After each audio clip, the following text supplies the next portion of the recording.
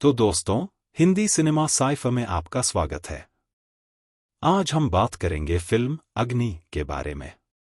अग्नि 2024 में रिलीज होने वाली हिंदी भाषा की एक्शन थ्रिलर है, जिसे राहुल ढोलकिया ने लिखा और निर्देशित किया है। इस फिल्म का निर्माण रितेश सिधवानी और फरहान अख्तर ने एक्सेल एंटरटेनमेंट के तहत अमेजन MGM स्टूडियो के साथ मिलकर किया है और इसमें प्रतीक गांधी, दिव्येंदु, जितेंद्र जोशी, सयामी खेर और कबीर शाह मुख्य भूमिकाओं में हैं। यह एक ऐसी कहानी है जिसमें फायर फाइटर्स की जिम्मेदारियों की चर्चा होती है। जब भी आग लगती है, उसे नियंत्रित करना किसी एक व्यक्ति का काम नहीं होता, बल्कि यह पूरी टीम का सामूहिक प्रयास होता है, जो टाइम के साथ साथ और भी रोमांचक होते चला जाएगा। अगर IMDb रेटिंग की बात करें तो 7.2 आउट ऑफ 10, इसलिए समय बर्बाद ना करके चलिए शुरू करते हैं।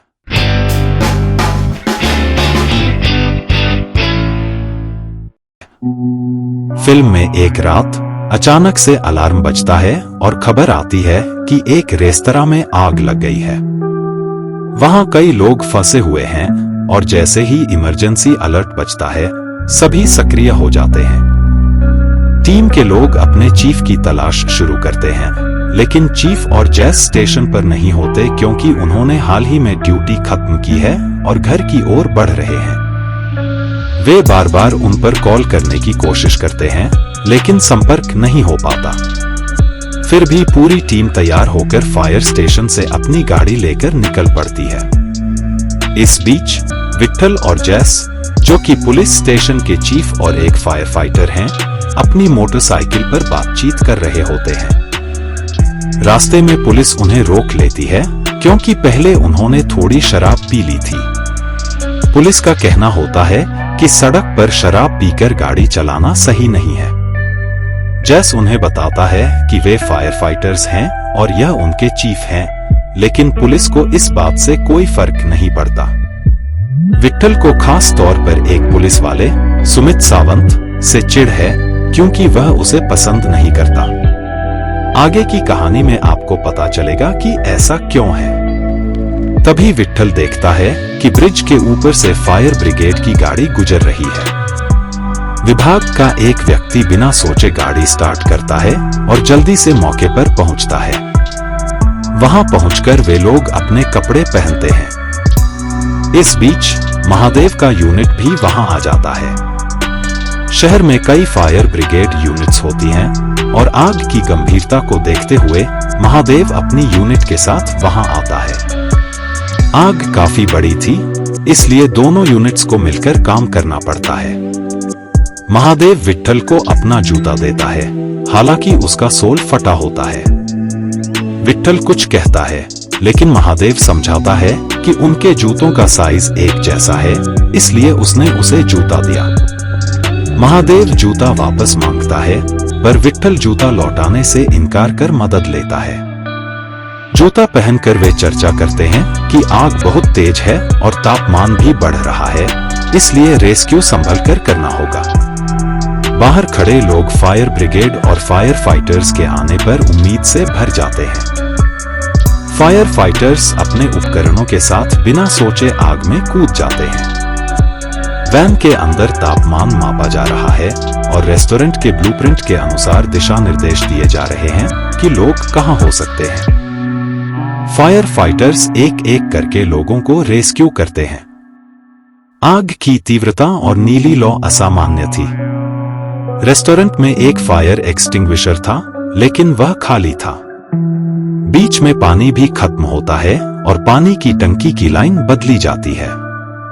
इन सब समस्याओं के बावजूद फायर फाइटर्स लोगों को सफलतापूर्वक रेस्क्यू करते हैं और सुरक्षित बाहर आते हैं। हालांकि तापमान 1000 डिग्री तक पहुंच चुका था, जो कि होता नहीं है। फिर हम देखते हैं कि रेस्क्यू खत्म हो जाने के बाद न्यूज रिपोर्टर वगैरह आते हैं और विट्ठल को बोलते हैं, सर आज आपने बहुत बहादुरी का काम किया है। विट्ठल मुस्कुराता है और बोलता है, सिर्फ आज नहीं, हम लोग ये काम लगभग रोजाना करते हैं। फिर हमको दिखाया जाता है कि विट्ठल घर आता है। विट्ठल घर आते ही अपने बेटे को आज की स्टोरी सुनाता है और यह बोलता है, तुम्हारे पापा हीरो की तरह एंट्री मारता है और बाहर जब आता है सबको रेस्क्यू करके। लोग मेरे इंटरव्यू भी ले रहे थे पर उसका बेटा वह तो अपने गेम में डूबा हुआ है। अमर बोलता है कि पापा आपके शरीर से बू आ रहा है, आप पहले थोड़ा नहा के आओ। और दूसरी जगह विट्ठल की वाइफ रुक्मणी को देखते हैं जो कि अपने भाई के वाइफ से बात कर रही होती है।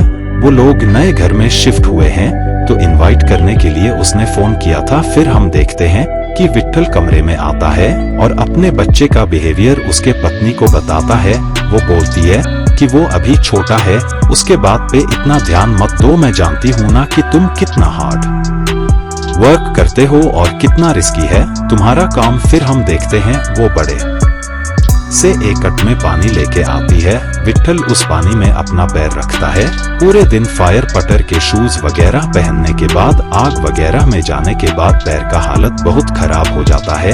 यह मानो थोड़ा थेरेपी का काम करता है। फिर रुक्मणी अपना भाई सुमित के नए घर में इनविटेशन के बारे में बताता है और यह भी बोलता है कितने कम टाइम में सुमित ने इतने तरक्की कर ली। विट्ठल फिर बोलता है, कैसे तरक्की कर ली हम सबको पता है, कभी सुना है पुलिस वाले की तनख्वाह में ये सब कुछ हो पाता है। तुम्हारे भाई को भी पता है कि वो क्या करता है, पर दीदी है, वो अपने भाई को तो डिफेंड जरूर करेगी। फिर हम देखते हैं कि अगले दिन विट्ठल ऑफिस जाता है और सबसे बातचीत करने के बाद अपने केबिन में बैठता है। फिर और एक चीफ ऑफिसर आता है और विट्ठल को एक लिस्ट आता है जो कि मुंबई के हाई रिस्क एरियाज है। उसमें होटल, रेस्टोरेंट, हाउस। लोग तो अपना काम करेंगे, इधर इनडायरेक्टली विट्ठल ने सिस्टम को ताना दिया है। सिस्टम के खिलाफ जाके ना कोई स्कूल बनता है, ना कोई हाउसिंग कॉम्प्लेक्टेड रेस्टोरेंट वगैरह बनते हैं। वो लोग सेफ्टी मेजर को एकदम लीस्ट में रखते हैं। फिर हमको मुंबई का एक सड़क दिखाया जाता है जहां पर हमें एक बिजनेसमैन को देखते हैं जो कि एक टैक्सी से जा रहा होता है। तब एक आदमी आता है और उसे शूट कर देता है। उस शूट आउट में और एक आदमी भी शामिल होता है जो कि कुछ सामान बेचने के लिए ट्रैफिक में उस गाड़ी को रुकवाया था। फिर हम देखते हैं कि पुलिस ने उसको उठा लिया है। सुमित को हम देखते हैं जो कि स्पेशल कॉप है। ऐसे केसेस को सॉल्व करने के लिए वो जोक्स तो मारता है, पर उस जोक्स में जब चोर हंसता है, मतलब जिसने मदद किया था उसे, वो बहुत टॉर्चर करता है और यह बोलता है, ये 30 माले का बिल्डिंग से कूदा था ना, ओके यही रिपोर्ट में लिख दो। और उसके 2 पैर टूट भी चुके थे। और ये आदमी बोलता है, ऐसे तो कुछ भी नहीं हुआ था सर। पर सुमित बोलता है, बनाने में हमको कितना टाइम लगेगा। और उसको 30 माले के बिल्डिंग के ऊपर से एकदम लटका के रखता है और यह बोलता है, अभी तुझको छोड़ूंगा। तुझको किसने सुपारी दिया था ये सब कुछ करने के लिए, जरा नाम बता दे बेटा। और वो बंदा ऑटोमेटिक नाम बता देता है। ऐसे दबंग किस्म के हैं ये सुमित बाबू। फिर से हमको प्रेल पुलिस स्टेशन दिखाया जाता है जहां पर हम देखते हैं ड्यूटी खत्म करने के बाद सारे लोग बस खाना खाने के लिए बैठे ही थे, एक दूसरे के साथ बातचीत कर ही रहे थे। तभी फिर से अलार्म बजता है और यह पता चलता है कि आरविन फैक्ट्री पे आग लग चुका है। फिर से 2 टीम में बट के वो लोग फायर विकेट के गाड़ी से निकलते हैं, जहां पर हम देखते हैं कि जैज गाड़ी में होता है और विट्ठल गाड़ी में होता है। विट्ठल बोलता है कि मैं एक लोकेशन से जा रहा हूं जहां पर से उनको ट्रैफिक नहीं मिलेगा, पर जैज को उसके बेटे मतलब अमर की स्कूल में बहाबार एक फायर ड्रिल होने वाला था। ड्रिल मतलब उधर बच्चों को सिखाया जाता है कि आपको फायर के साथ कैसे नेचर में बिहेव करना है। फायर अगर तेज है आपको क्या करना है, फायर अगर लग जाता है आपको क्या करना है, फायर ना लगे आपको क्या करना है, वगैरह वगैरह। ये ड्रिल आप लोगों के स्कूल में भी कभी ना कभी हुआ होगा। अगर गैस वगैरह लीक हो तो क्या करना है, किसको बुलाना है, ये सब कुछ सिखा रहे थे। विट्ठल के बेटे अमर का जो स्कूल होता है वो विट्ठल के चौल के बिल्कुल पास होता है। रुक्मणी भी सब कुछ ऊपर से देख रही होती है। फिर एक छोटा सा डेमोन्स्ट्रेट ड्रिल होता है जहां पर आग लगने के बाद फायर फाइटर कैसे लोगों को बचाते हैं। जहां पर विट्ठल ये ड्रिल को कर रहा होता है, वो आग लगने के बाद एक आदमी को ऊपर से सीढ़ी से नीचे ला रहा होता है, पर तब वो थोड़ा खास है, उसको सांस नहीं आ रहा था। यह बहुत टाइम बाद उसके साथ हुआ। वो ड्रिल तो पूरा कंप्लीट कर लेता है, पर डॉक्टर को दिखाने के बाद वो बोलते हैं कि तुम अपना चेकअप कराओ और मेडिसिन वगैरह खाओ, तुम्हारे लंग्स का हालत बिल्कुल खराब है, उसको रेस्ट करने की जरूरत है। मैं तुमको अनफिट भी लिख सकता हूँ, पर अभी के लिए तुम मेडिसिन खाओ और थोड़ा बहुत ठीक हो जाओ। फिर हमको नेक्स्ट डे अवनी को दिखाया जाता है, जो कि वो रेस्टोरेंट में जहाँ पर आग लगा था ना, अवनी उधर जाता है, जो कि इन्वेस्टिगेशन ऑफिसर होता है। आग में से जो कुछ भी सैंपल्स वगैरह मिलते हैं उनका टेस्ट वगैरह अवनी करती है, वो उसको लीड करती है। पर बाहर पुलिस वाले बैठे हुए थे, वो अवनी को अंदर नहीं जाने देते। अवनी अपना डॉक्यूमेंटेशन बताती है, सब कुछ बताती है, फिर इसको जाने देते हैं। ये होता है अलग डिपार्टमेंट में। पुलिस का धौष अवनी अंदर जाने के बाद एक एक करके टेस्ट शुरू करती है, जहां पर हम देखते हैं कि जो मैनेजर होता है वो बॉस के साथ बात कर रहा होता है। जहां पर हम अवनी को देखते हैं, जो कि पहली सवाल पूछती है कि फायर एक्सटिंग्विशर के अंदर क्यों कुछ भी नहीं था, वो क्यों बिल्कुल खाली है और वो पूरा सील पैक है, सिर्फ सजा के रखने के लिए तुम लोग रखते हो क्या? और जहां पर एग्जिट प्लान है वहां पर तुमने टेबल बिछा के रखे हैं, 100 लोगों की सेटिंग है, 150 करके रखे हैं। अगर कभी आग लग जाता है, लोग क्या उड़ के बाहर जाएंगे? और जो टाइल्स वगैरह लगे हुए हैं वो तो टाइल्स नहीं है, वो प्लास्टिक का फोम आपने अंदर डाल के रखा है, जो आग बहुत तेजी से पकड़ते हैं। सारे रूल का वायलेशन आप लोग करके रखते हो, आपको तो जेल में डाल देना चाहिए। फिर वो मैनेजर बोलते हैं कि मैम आप एक बार बॉस से बात कर लीजिए, उनको सब पता है। अवनी फिर फ्रस्ट्रेट होके बाहर चली जाती है, जहां पर जज उसका वेट कर रहा होता है। अवनी जाने के बाद यह बोलती है पूरा सिस्टम ही करप्ट है यार। फिर अवनी ऑफिस जाती है और विट्ठल को रिपोर्ट करती है, जहां पर वो बोलती है कि sir Alankar talkies, Ravindra garment and orient club, उनमें सिमिलर पैटर्न दिखा गया है। ब्लू फ्लेम और 1000 तक टेम्परेचर चला जाना ये अनयूजुअल है, ऐसा होता नहीं है। मुझे लगता है कुछ तो गड़बड़ जरूर है। मैं बीएमसी को भी इसके बारे में जरूर बताऊंगा। मुझे लगता है कि ये कोई आरन भी हो सकता है।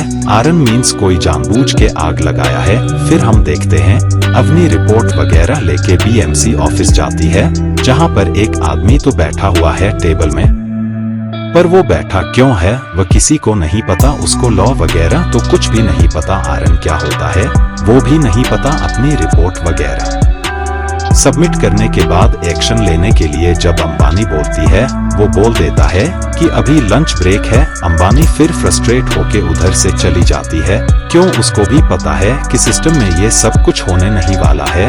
बहुत सारे फाइल्स पहले से ही रखे हुए हैं। फिर हम देखते हैं रात में छत पे जैज और अवनी बैठ के फैमिली प्लानिंग कर रहे होते हैं। वो दोनों बहुत ही खुश थे। फिर भी ये फील्ड बहुत ही रिस्की है, मियाँ बीबी दोनों ही इस फील्ड में है, किसी को कभी भी कुछ भी हो सकता है। पर जैस बोलता है कि हमको कुछ भी नहीं होगा, हम सेफली सारा काम करते हैं। फिर हमको सुमित का नया घर दिखाया जाता है, जहां पर उसके ऑफिस के दोस्त भी आए थे और उधर उसने विट्ठल और उसके फैमिली को भी इनवाइट किया था, क्योंकि वो उसका जीजू है ना। इनवाइट तो करना ही था और थोड़ा अपना पावर का धौज भी उसे दिखाना था कि कितना कुछ उसने अपने खून और पसीने की मेहनत से बनाया है। हमको पता है किसका खून और किसका पसीना। सुमित और विट्ठल एक दूसरे को बिल्कुल भी पसंद नहीं करते। विट्ठल आपको पता है बहुत ही ऑनेस्ट एक फायरमैन है, और हमारे जो सुमित है तो दबंग किस्म के पर घूस दबा के लेते हैं, इसलिए तो इतने लविश लाइफ वो जी पाते हैं। पर विट्ठल के बेटा अमर उसके मामा को आइडल मानते हैं, क्योंकि वो एक कॉप है, पुलिस ऑफिसर है। हमेशा फोटोज वगैरह पेपर्स में आते हैं, पर उसके पीछे का सच्चाई अमर को नहीं पता, क्योंकि वो बच्चा है ना। और पार्टी में भी इन दोनों के बीच में थोड़ा नोक जोक हो जाता है। डिपार्टमेंट के लोग थोड़ा चिढ़ाते हैं विट्ठल को, और विट्ठल भी कहाँ किसी के सुनने वाला था, वो भी बोल देता है दबा के पुलिस के वही हैबिट के बारे में घुस लेने वाला। घर जाते टाइम रुक्मणी उसे समझाती है पर विट्ठल बोलता है मुझे समझाओ मत, अपने भाई को समझाओ और मेरे बेटे से वो दूर रहे। उसको दिल के कटघरे में पेश करता है। मेरा बेटा क्या सीखेगा आगे जाके। फिर दोनों में बहस हो जाता है, पर कुछ टाइम में ठीक भी हो जाता है। मियाँ बीवी में प्यार ही इतना था। फिर हमको अगले दिन दिखाया जाता है, जहाँ पर हम देखते हैं कि परेल स्टेशन में फिर से एक मीटिंग चल रहा था, जहां पर विट्ठल, महादेव और एक यूनिट के इंचार्ज के ऊपर भी एक हेड थे, जो कि सबको गाइड कर रहे थे कि क्या कुछ करना है, क्या कुछ नहीं करना है, जो कि इन लोगों को पहले से ही पता है।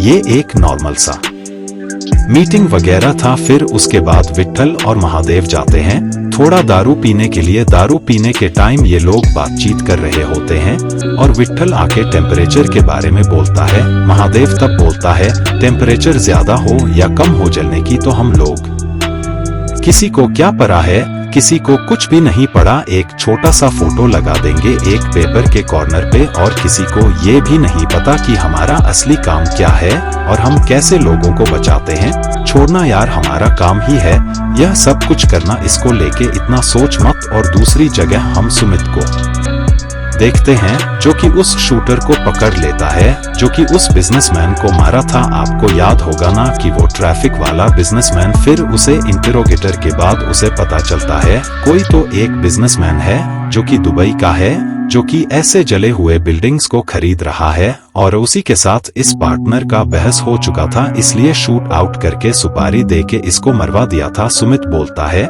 कि हम लोग वेट करेंगे वो बिजनेसमैन आने की और उसको झपटे से उठाएंगे और इंटेरोगेशन में सब कुछ प्रूफ कर देंगे। और दूसरी जगह हम देखते हैं कि विट्ठल और उसका बेटा वीडियो गेम खेल रहा होता है। तभी रुक्मिणी अमर की स्कूल से आ रही होती है और आने के बाद विट्ठल को वो बुलाती है। बुलाने के बाद 2 बुलेट्स दिखाते हैं जिसका खोखा खाली होता है और यह बोलता है कि वह स्कूल में ले जाके सबको डराता है कि मैं एनकाउंटर कर दूंगा। फिर विट्ठल को बहुत गुस्सा आता है, वो सीधा पहुंचता है सुमित के पुलिस स्टेशन और जाके बोलता है मेरे फैमिली से दूर रहे और उसका गिरेबान पकड़ लेता है और गोलियां दिखा देता है। और ये बोलने के बाद सुमित बोलता है अरे ये गोलियां खाली है, मैं उसको समझा दूंगा। वो बोलता है मेरे बेटे को तू कुछ भी मत समझा, मेरे फैमिली से तू दूर रह। तभी हम देखते हैं कि और एक आग लग चुका है और फायर ब्रिगेड का न्यूज आता है और उधर से विट्ठल बहुत तेजी से भागता है। ये जो न्यूज आया था ये एक ट्यूशन कोचिंग से आया होता है। कोचिंग में पूरा आग लग जाते हैं, बच्चे ऊपर से कूद रहे थे, उनके हाथ पैर टूट रहे थे, कोई तो स्पॉट डेड हो चुका था। फायर ब्रिगेड उधर पहुंच जाता है, पर इतना छोटा सा गली होता है, लोगों को खाली करना, उनको खाली करके उधर पूरा सिस्टम बिठाना बहुत ही मुश्किल हो चुका था। जो ठेकेदार होते हैं वह रूल मान के कभी बिल्डिंग वगैरह, रास्ते वगैरह नहीं बनाते और झेलना पड़ता है।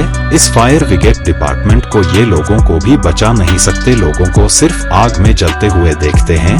ये लोग फिर भी बहुत कोशिश करके कुछ लोगों को उन्होंने रेस्क्यू किया, पर इनमें से उनका एक फायर फाइटर बहुत बेरहमी से घायल हो चुका था। उसका बॉडी का आधा पोर्शन पूरा जल चुका था। हॉस्पिटलाइज उसको कराया गया। उसका सगा बेटा उसे देख के पहचान नहीं रहा, जो कि बहुत छोटा होता है। हमेशा अपने पापा को देख के रात को वो सोता है, पर उसके पापा का आधा शरीर अभी जल चुका था, पूरा स्किन गल के एकदम फ्रीज हो चुका था। पूरे यूनिट का मोराल बिल्कुल डाउन हो चुका था। ये सिर्फ आज नहीं हुआ, ऐसा होता रहता है। फिर भी यह लोग लोगों को बचाने के लिए अपने जान को जोखिम में डालते हैं। विट्ठल फिर अपनी जैस को बोलते हैं यह हमारे साथ भी होगा और आगे जाने कितने लोगों के साथ होगा, हमारा काम है आग में जाके लोगों को बचाना। पर लोग ही नहीं सोचते हैं कि अगर आग लग जाता है तो हम कैसे लोगों को बचाएंगे। खुले हुए तार लोग छोड़ देंगे, टपिंग नहीं करे लेंगे, बिजली के खंभे से लाइन अंदर खींच लेंगे, कभी स्टोव गैस वगैरह ऑन करके घर से बाहर निकल जाएंगे। अगर कोई दुर्घटना हुआ कौन अंदर जाएगा? फायर फाइटर अंदर जाएंगे। कौन मरेगा? फायर फाइटर मरेगा। किसी का कुछ भी नहीं जाता, हमारे फैमिली को भी कोई मुआवजा नहीं मिलता। हम लोग ऐसे गुमनामी में जीते हैं, इसलिए बोल रहा हूँ हम लोग सब मरेंगे। और महादेव भी तब इस बात पे हामी भरता है और यह बोलता है हमारा सबका अंत ऐसे ही होगा, फिर भी हमको काम करते रहना है। फिर हम देखते हैं कि अवनी एक रिपोर्ट तैयार करती है जहां पर तीनों जगह से स्प्रे लिए गए हैं, जहां पर अवनी एक पैटर्न नोटिस करती है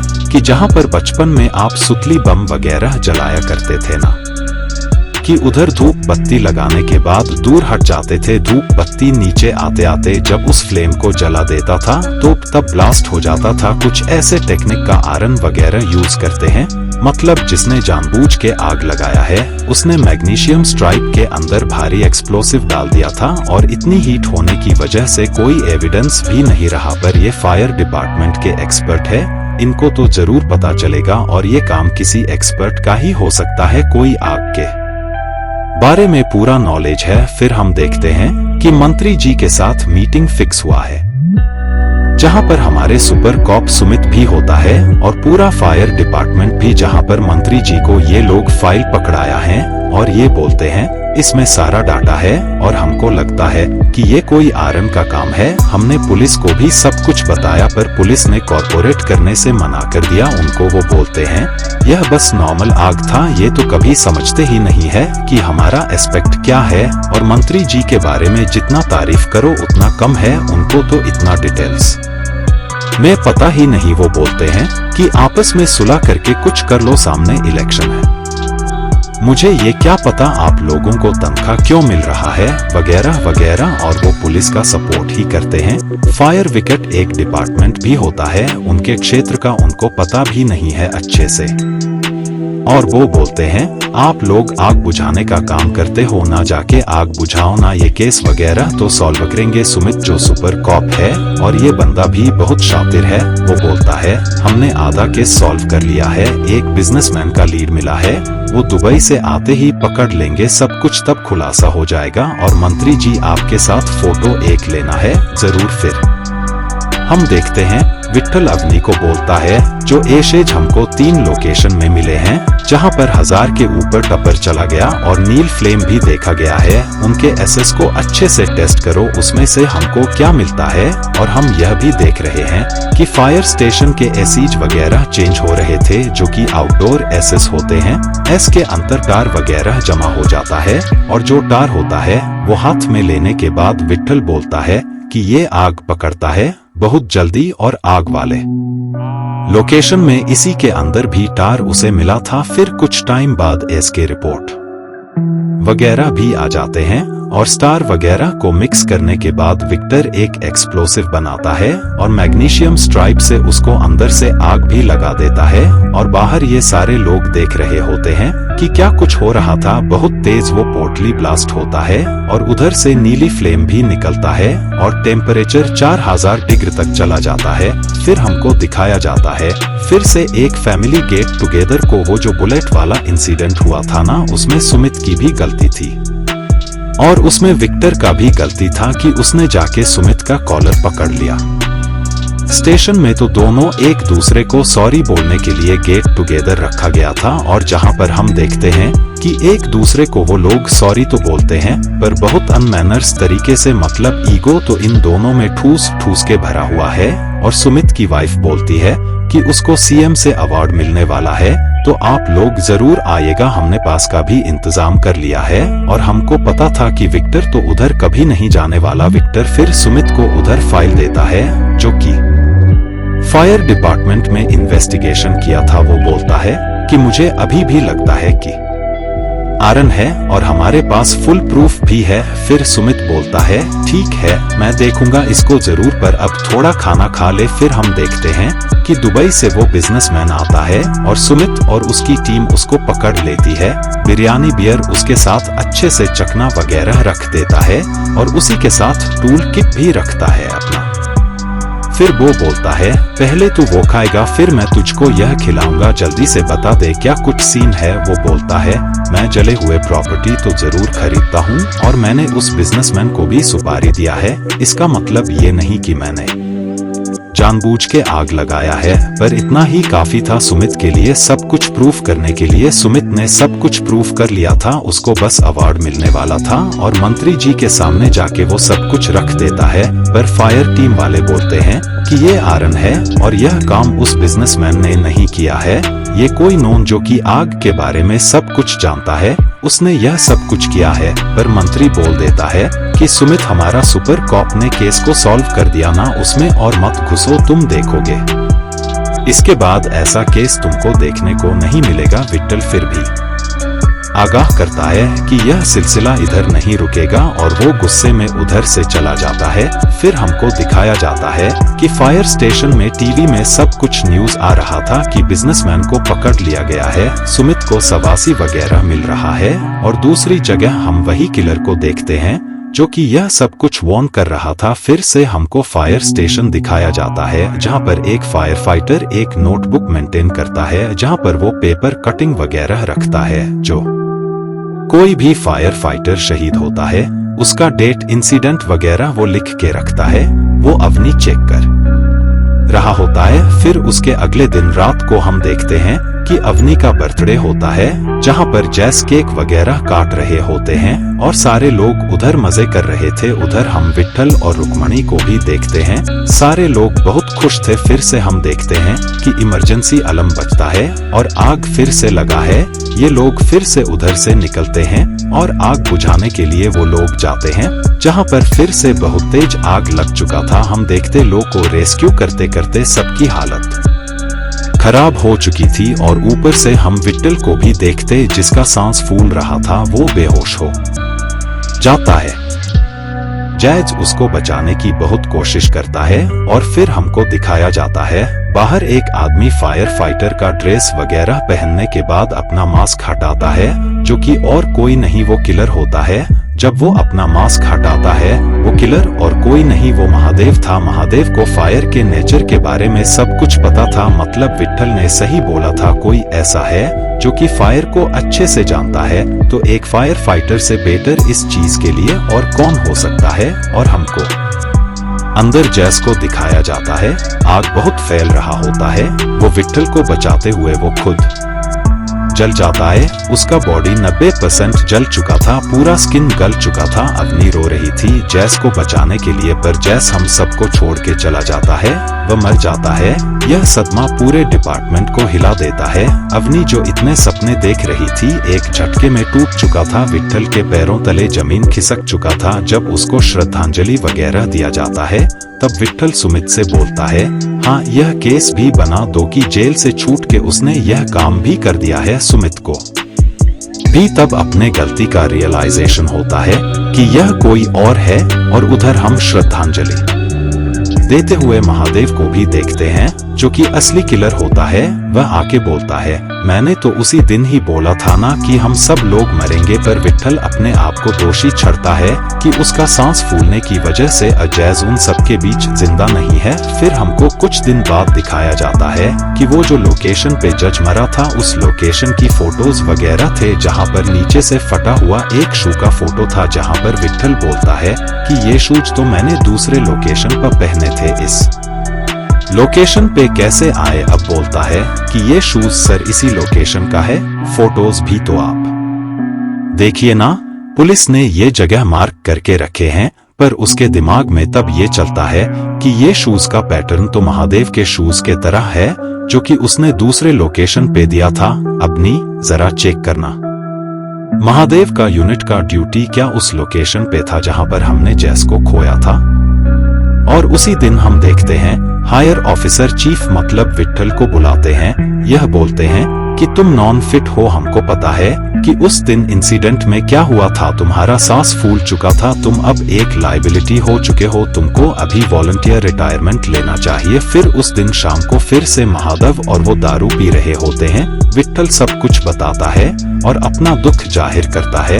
यह बोलता है कि इतने साल मैंने इस डिपार्टमेंट में दिया और आज एक ही क्षण में मैं लाइबिलिटी हो गया। तुम खुद ही सोचो आज जैस को क्या मिला, ना उसके फैमिली में किसी को नौकरी मिली, ना कोई मुआवजा मिला और छोटा सा पेपर में एक फोटो तक भी नहीं आया। महादेव बोलता है कि हम यह सब कुछ किस लिए कर रहे हैं, हम कर रहे हैं कि जनता सुरक्षित रहे, पर किसी को हमारे बारे में कुछ परवाह ही नहीं है। हम जिंदा रहे मरे लोगों को सिर्फ मतलब है। खुद की जिंदगी से मेरे मम्मी पापा आग लगने की वजह से जल के मारे गए, मेरे जले हुए माँ बाप को मुझे फिर से जलाना पड़ा। मेरे बाबा भी एक फायर फाइटर थे, उनको क्या मिला, कुछ रिस्पेक्ट मिला क्या उनको? मेरा बेटा 261 में शहीद हो गया। उसने 11 आदमी को बचाए थे, पर जब वह शहीद हो गया कोई भी आया था उसके मरने पे दुख जाहिर करने में कोई भी नहीं आता। इंसान बहुत मतलबी होते हैं।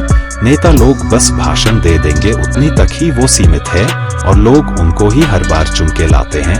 लोग ये नहीं सवाल करते कि हम जैसे कर्मियों का क्या होगा, और हम भी नहीं करते यार इतना सोच मत। एक और पैग लगा, सब कुछ भूलकर घर जाकर सो जा। फिर हमको महादेव को दिखाया जाता है जो कि घर में जाने के बाद अपने बाबा माँ पत्नी और अपने बेटे के फोटो में हार चढ़ाए हुए उसकी आरती उतारता है और यह बोलता है, बहुत बड़ा काम करने के लिए इस बार जा रहा हूँ बाबा, सबको हमारी अहमियत का पता चलेगा, आपकी बलिदान विफल नहीं जाएगा। फिर अगले दिन हम सुमित को देखते हैं जिसकी पत्नी बोल रही होती है कि हमारे पास सिर्फ 17 पासेस है, रुक्मिणी, अमर और मैं सामने बैठूंगा। तब वो पूछता है कि विट्ठल नहीं आ रहा। तब उसकी पत्नी बोलती है कि तुम्हें तो पता है उनको कितना काम है। सुमित बोलता है उसे काम नहीं भी होता ना, वो कभी भी नहीं आता मेरी अचीवमेंट देखने के लिए। और दूसरी जगह हम देखते हैं कि पेपर में फिर से एक इश्तहार छापा है जहां पर एक फायर फाइटर मारा गया है।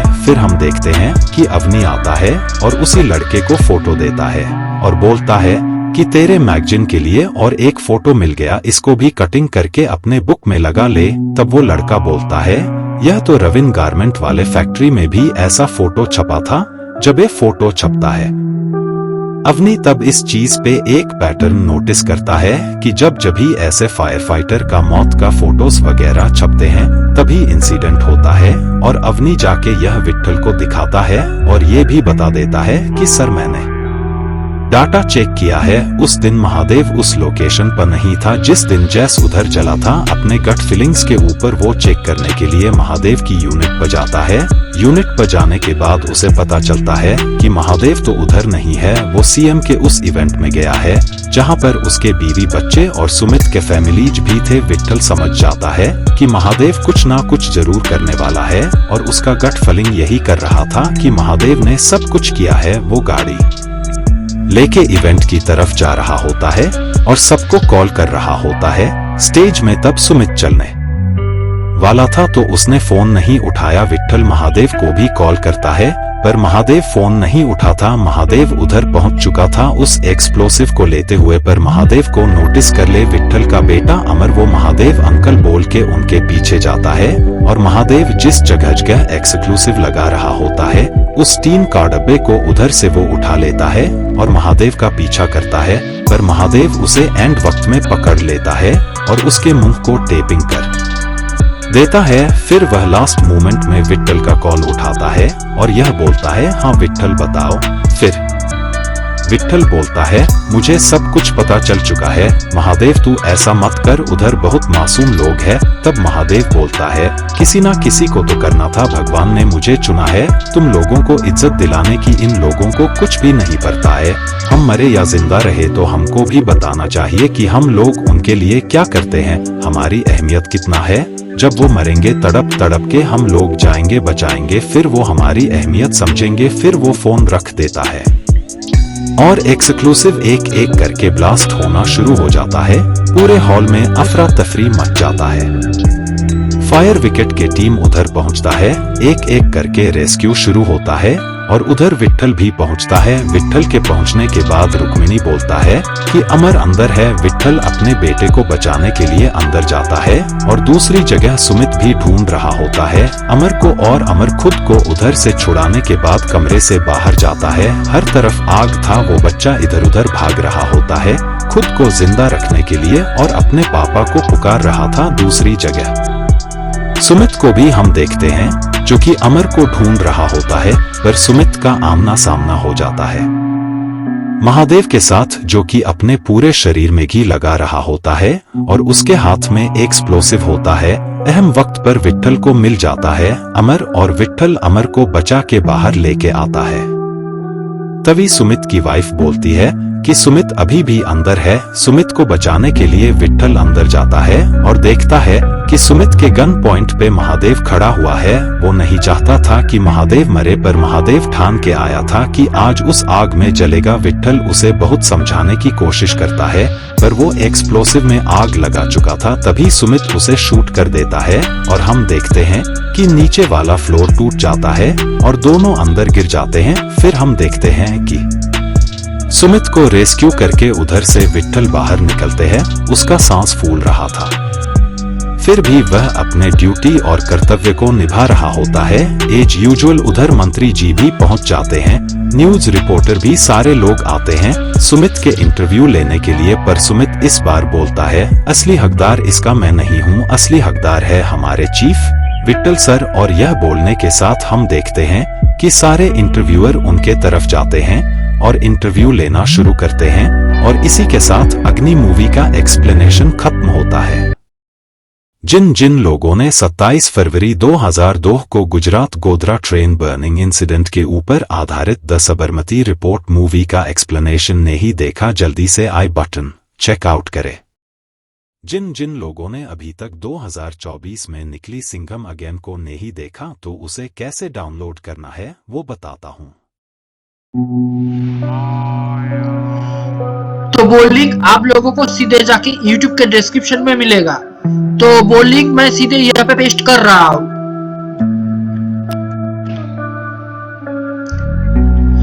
आप लोग अभी देख ही पा रहे हो HTTPS, तो इस पे जाके सीधे क्लिक करना है।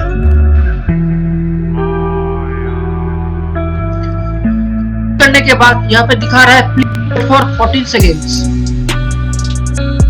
तो थोड़ी देर वेट कर लेते हैं।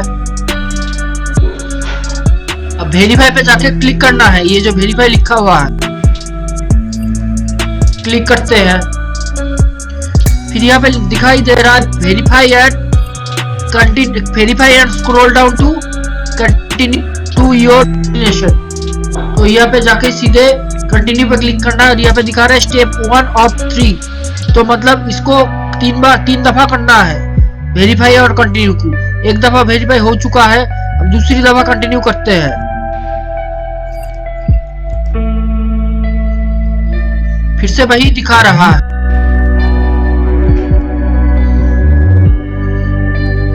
फिर से वेरीफाई करना है 2 दफा हुआ वेरीफाई, 2 दफा कंटिन्यू करना है। ये है आखिरी दफा मतलब तीसरी दफा और आखिरी दफा। यहाँ पे दिखा रहा है प्लीज वेट 11 सेकेंड्स। फिर वेरीफाई करना है और आखिरी दफा कंटिन्यू करना है। अभी कंटिन्यू करना है तीसरी दफा।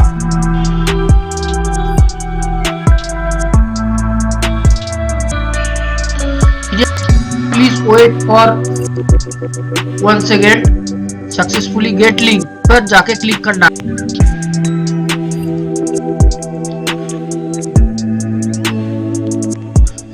अब यहाँ पे आप लोग देख ही पा रहे हो डाउनलोड टॉरेंट और मैग्नेट डाउनलोड।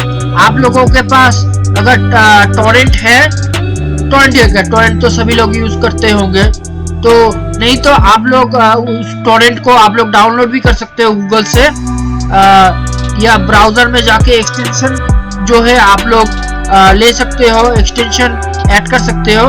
तो सीधे जाके मैग्नेट लिंक पे मैं क्लिक कर देता हूँ, मैग्नेट डाउनलोड पे। तो यहाँ पे क्लिक करने के बाद यहाँ पे ऑलवेज अलाउ ये जो दिखाई दे रहा है आप लोगों को, यहाँ पर राइट पे क्लिक करना है और ओपन यूटोरेंट वेब इस पे जाके क्लिक करना है। फिर आप लोगों का डाउनलोड हो जाएगा।